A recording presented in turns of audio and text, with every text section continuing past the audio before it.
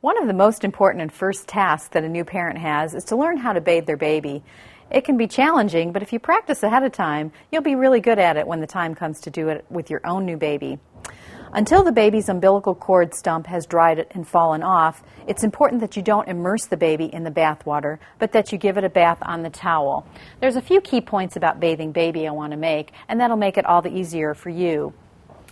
When you're bathing baby, it's important to keep him completely covered except the part that you're working on so that he stays warm. Babies lose heat much more readily than we do through evaporation, and so we want to keep baby very warm. You're going to start with just clean water over the baby's face. No soap. Even gentle baby soap is not good to use on baby's face. And you're going to dry each part of the baby as you finish washing it.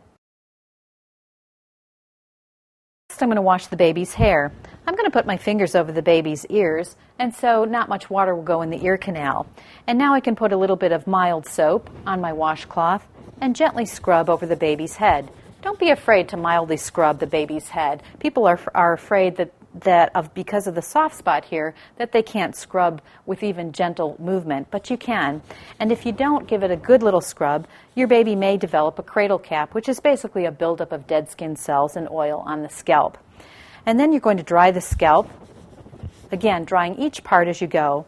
Another rule of thumb as you bathe your baby is to work from the cleanest to the dirtiest part. So the last part that we're going to wash on the baby is the diaper area.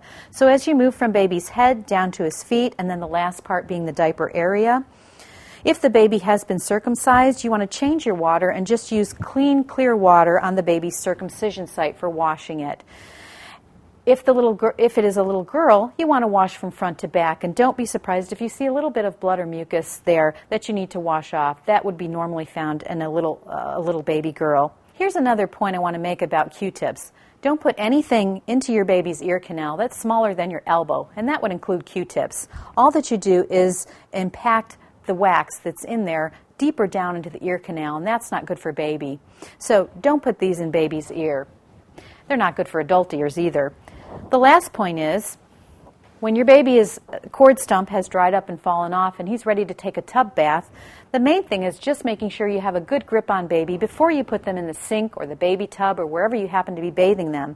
So a good hold on the baby would be to reach around and grab the opposite thigh. Now I have baby keenly in my reach, and he or she is not going anywhere while I bathe them. This is the most important thing. And also never leave a baby or toddler in the tub alone, even for a moment to grab something. Babies can drown in just an inch or two of water.